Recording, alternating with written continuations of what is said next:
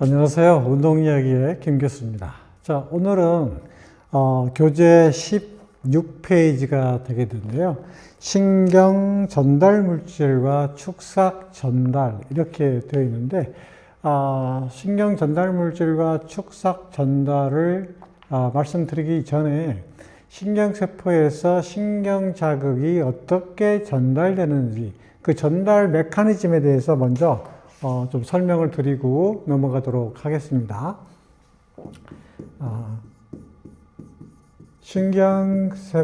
신경세포에서 자극의 전달 기전에 대해서 좀 설명을 드릴게요. 자, 우리가 지난 시간에 그 신경세포에서 분극된 상태에서 그 다음에 뭘 일으키죠? 탈분극을 일으키고 그 다음에 재분극을 일으키고 뭐 이런 과정에서 신경세포에서 자극이 전달된다 이렇게 얘기를 했거든요. 자, 그러면 신경세포는 마이너스 70mV에서 탈분극이 일어나면 플러스 30mV까지 분극이 이루어졌다가 그 다음에 마이너스 한 90mV까지 다시 재분극이 돼서 다시 원래 상태로 분극, 즉 마이너스 70mV까지 이렇게 분극이 이루어지는 과정에 대해서 설명을 드렸습니다. 이런 과정은 뭐 다들 이해를 하시죠? 자, 탈분극이 일어날 때 어떤 현상이 있었냐면 이게 이제 신경세포의 축삭이라고 하게 되면 신경세포 바깥쪽에는 플러스 그리고 안쪽에는 이렇게 마이너스가 대치되었던 그 상황을 알고 계시죠? 이게 이제 분극된 상태를 의미를 하는 건데 탈분극이 일어나면 어떻게 되냐면 세포 내부에 있는 나트륨 이온이 세포막을 뚫고 바깥쪽으로 이동하면서 30mV라고 하는 탈분극을 일으킨다. 이렇게 얘기를 했었고요. 그 다음에 이제 재분극, 탈분극이 끝나게 되면 어떤 현상이 나냐면 세포 쪽 안쪽에 있는 칼륨 이온이 세포 바깥쪽으로 빠져나오면서 재분극이 되고 다시 분극이 이루어진다. 그래서 재분극을 지나치게 분극이 된 것을 이제 과분극이라고 표현하는 건데 이 과분극 상태에서 다시 분극 상태를 이루기 위해서는 뭐가 작용하냐고 하면 이 세포막에 있는 나트륨과 칼륨 펌프라는 것이 있어서 이 나트륨 칼륨 펌프가 다시 원래 상태로 분극을 이루어질 수 있도록 조정한다. 이런 얘기를 했습니다.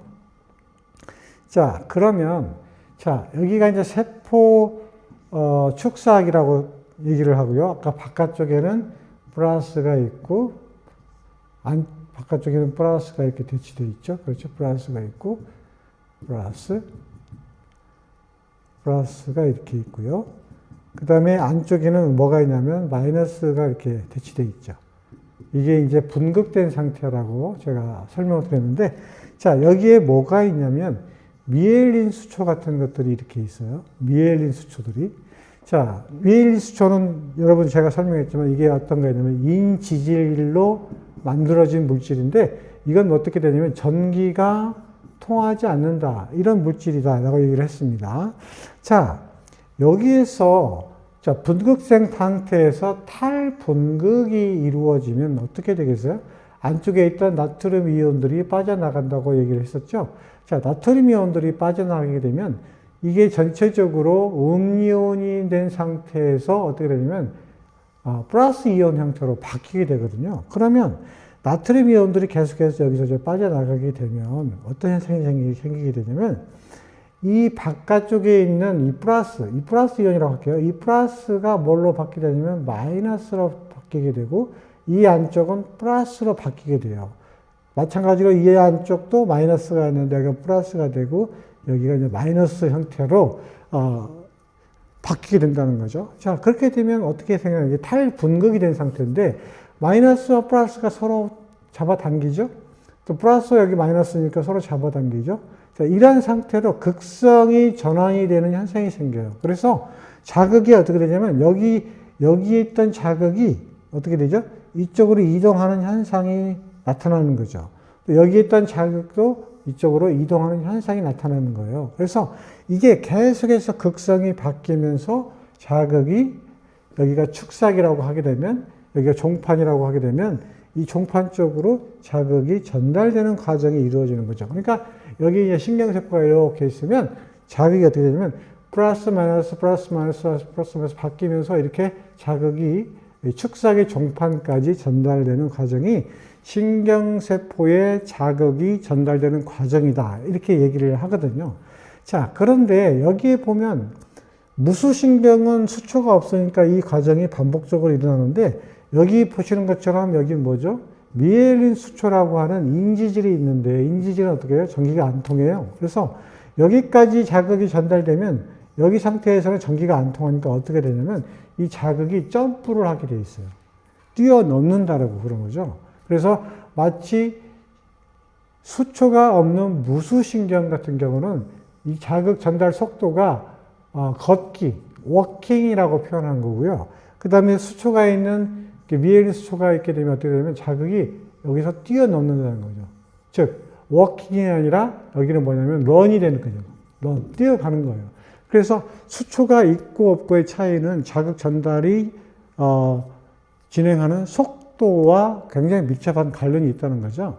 그래서 무수신경보다 유수신경이 더 빨리 자극을 전달하는 과정을 일으킨다. 이렇게 얘기가 되어 있는 거고요. 예를 들어서 우리가 운동을 할 때 굉장히 자극을 빨리 전달해야 되는 그런 굉장히 그 짧은 시간에 요하는 자극 전달 과정이 이루어지는 그런 신체 부위 같은 경우에는 어떻게 되겠어요? 무수신경보다는 유수신경이 굉장히 많이 분포되어 있다. 이렇게 생각되는 거죠. 손가락과 같이 굉장히 예민하고 그리고 빠른 동작을 요하는 것은 다 여기에 무슨 신경이 주로 집중되어 있냐면 유수신경이 연결되어 있는 거고요. 주로 대퇴라든가 엉덩이라든가 이렇게 대근육근을 사용하는 곳은 그렇게 자극이 빨리 갈 필요가 없거든요. 그래서 그러한 것들은 주로 이제 무수신경이 연결되어 있다. 이렇게 이해를 하시면 돼요. 자, 이와 같이 자극이 뛰어넘는 거, 뛰어넘으면서 자극이 전달되는 것을 우리가 뭐라고 표현하면 전문적인 용어로는 도약전도라고 표현을 하고 있습니다. 교재에는 나와 있지 않지만 그 내용이 좀 보충을 할 필요가 있어서 제가 말씀을 드리는 겁니다. 자, 오늘 이 시간에는 신경세포의 자극이 전달되는 그 기전, 신경세포에서 축삭을 따라서 어떻게 신경자극이 전달되는지 그 과정에 대해서 설명을 드렸습니다.